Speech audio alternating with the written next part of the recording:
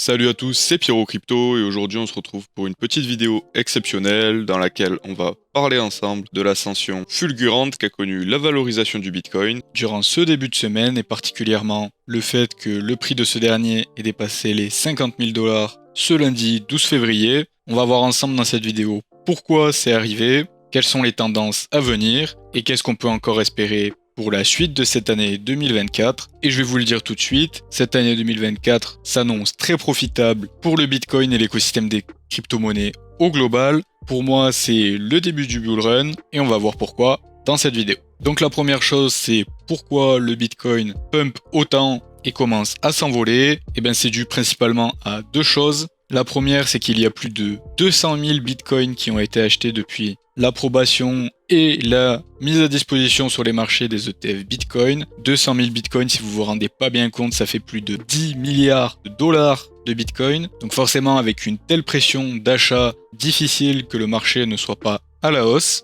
Et ça se traduit directement par le fait que si on regarde les gaussiennes avec les différents niveaux de résistance, on vient de casser la résistance entre les 48 000 et 49 000 dollars. Donc les prochaines résistances à viser et qu'on a comme objectif, si on arrive à résister la journée au-dessus de cette résistance de 49 000 dollars, ça va être directement 57 500, puis le all-time high à 69 000 dollars. Donc c'est très très bullish tout ça. Et ça se traduit directement par tous les indicateurs qui sont ouverts, que ce soit la communauté, le marché ou les institutionnels, tout le monde est sur une trajectoire bullish, bull run, achat. L'autre chose qui a pu causer cette hausse des prix, c'est bien entendu le fait que toutes les personnes qui avaient pris des bénéfices lors de l'approbation des ETF Bitcoin en achetant avant et en revendant au moment où les ETF Bitcoin ont été approuvés, la plupart d'entre eux, que ce soit des particuliers ou des institutionnels, leur prise de bénéfice, ils l'avaient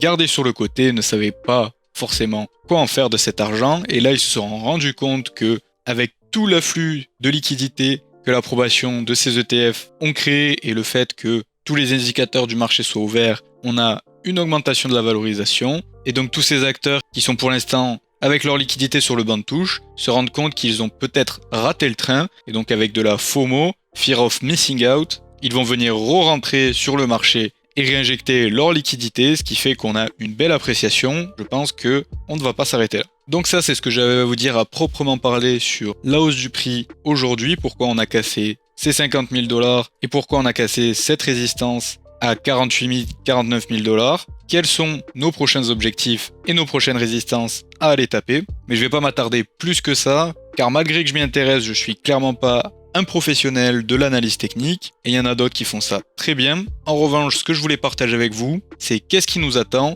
pour la suite de cette année et quels indicateurs sont très positifs, le Bitcoin et le bull run pour l'écosystème crypto au global. Donc la première chose qui va concerner tous les marchés financiers au global, c'est l'information que nous rapporte The Cobesi, qui est le fait que, en moyenne, cela prend 8 mois entre l'arrêt de l'augmentation des taux d'intérêt et la première baisse des taux d'intérêt de la part de la Fed. Donc la Fed, c'est l'autorité américaine des marchés qui régule les taux d'intérêt aux États-Unis. Et en général, comme vous le savez, les États-Unis sont une place forte pour ce qui est des marchés financiers. Donc ce qui se passe aux États-Unis est souvent reproduit dans le reste du monde. Et même si ça n'est pas le cas, ce qui se passe aux États-Unis a un effet sur le marché américain, et ce qui a un effet sur le marché américain a un effet sur les marchés financiers au global. Donc qu'est-ce que ça veut dire ? Ça veut dire que, en moyenne, avec les données historiques, ça prend 8 mois entre l'arrêt de l'augmentation des taux d'intérêt. Donc la dernière augmentation des taux d'intérêt, c'était en juillet 2023,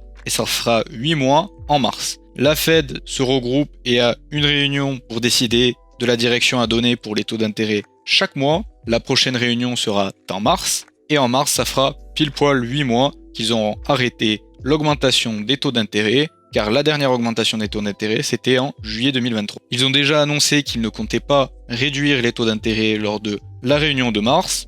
Et bien entendu, cette durée de 8 mois, c'est une moyenne. Comme vous pouvez voir, des fois ça a été en dessous, des fois ça a été au-dessus. Mais cette donnée historique, le fait que depuis 8 mois, il n'y ait pas eu d'augmentation des taux d'intérêt et qu'actuellement les marchés se portent plutôt bien, ça pousserait à croire qu'il est très probable que durant l'année 2024, même si c'est probablement pas en mars, ça sera sûrement dans les mois qui viennent, on pourrait voir une baisse des taux d'intérêt et ça c'est toujours un indicateur très positif pour les marchés financiers. D'ailleurs on peut voir que ce qui a été projeté c'est 3 baisses différentes des taux d'intérêt durant l'année 2024, avec une baisse au global des taux d'intérêt d'à peu près 1% sur le cours de l'année. Et ça, ce sont des chiffres qui sont plutôt conservateurs et assez facilement atteignables à mon avis, ce qui est une bonne chose car si c'est ce que croit le marché, ça voudrait dire qu'on pourrait être surpris de façon positive et on préfère toujours les bonnes surprises que les mauvaises si on veut un écosystème en bonne santé. Donc voilà pour ce qui est des taux d'intérêt, donc des projections assez intéressantes et positives. Et bien entendu, comment parler du bull run Bitcoin et du bull run de l'écosystème crypto, sans parler du halving du Bitcoin, car bien entendu on est à moins de 2 mois du prochain halving Bitcoin qui historiquement a déclenché le début de chacun des bull runs. Donc là on est un petit peu en avance sur ce départ de ce nouveau bull run, car pour moi on est déjà dedans. Mais s'il y a bien une chose qui peut consolider ce bull run, ça sera bien entendu le prochain halving du Bitcoin qui aura lieu le 7 avril 2024. Donc à l'échelle des cycles du Bitcoin qui durent 4 ans environ, c'est tout proche. C'est littéralement demain. C'est pour ça que pour moi c'est très très bullish pour le Bitcoin et l'écosystème crypto au global et qu'on est parti sur le prochain bull run d'ores et déjà. Donc ne ratez pas le train, c'est peut-être votre dernière opportunité de consolider vos bagues. Après, si on change l'intervalle du graphique Bitcoin et qu'on se met sur du 4 heures, vous pouvez voir que la montée depuis la fin de la semaine dernière jusqu'à aujourd'hui a été fulgurante, mais qu'on peut toujours avoir un petit retracement dans l'autre sens, une période de consolidation